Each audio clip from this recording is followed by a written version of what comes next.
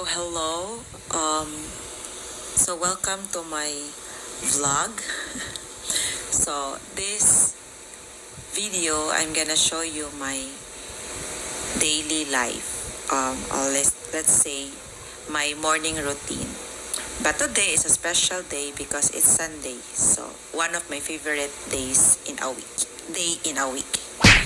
So come check this out.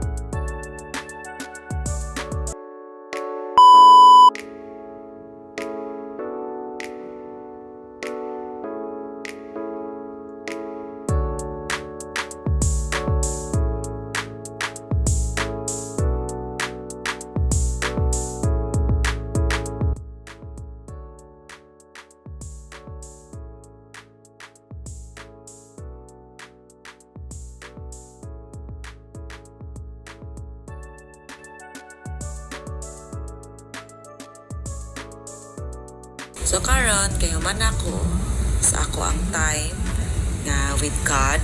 So of course humanapod ko og pangarte. No, so as a babae part yun na siya sa imuhang life. So karon kay ready na ko para moadto sa among church. So dali ubani ko.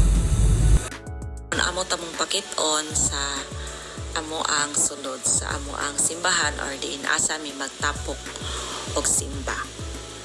Tanawa ni guys.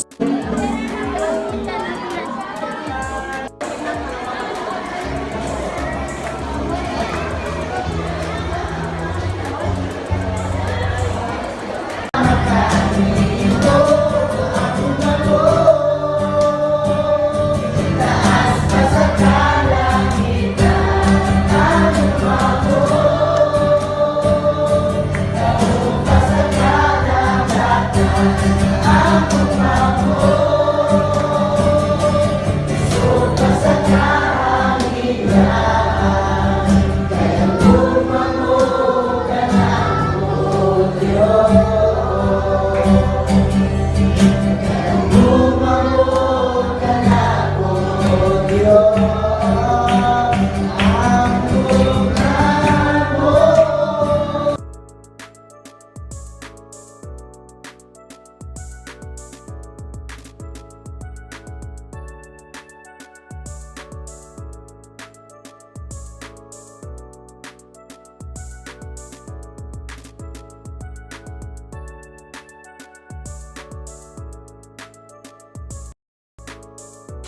ighuman gid og kanang worship namo before mo pambit ang amo ang pastor, no, gitawag na to pastor, pero sama kay ate or kuya, kay tagaan na mong chance ang kada usa nga mo paambit sa unsang gibuhat sa Ginoo sa ilang kinabuhi, sa among kinabuhi, no, sa tagsa namo o kanang sa mga tao nga ilang na encounter. So at least sad kay ang tanan nga ang makadungog kay madasig pud, kay mituo man gyud mi nga si Jesus mo muliyok gyud sa kada kinabuhi namo. Sila po nakita sa panalangin sa Ginoo. So I am really grateful to God because even they themselves, they see the blessings from God. Sige, susunod. Anyone?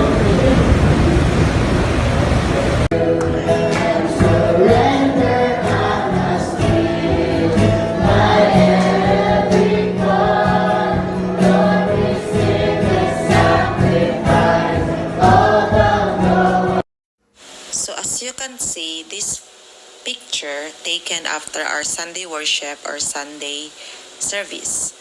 So this girl, young lady, I've known her since gamay pagid kayo ni siya. Grabe kay iyahang testimony, and I am really blessed to witness what God has done in her life until now, and I am really blessed also nga to be part of her life. Yeah, I love this young lady. Yep, so that's my Sunday routine. You call it routine? So, yeah, amo na ako ang usually mahitabo sa Sunday yun. So, thank you so much and have a blessed Sunday. Bye!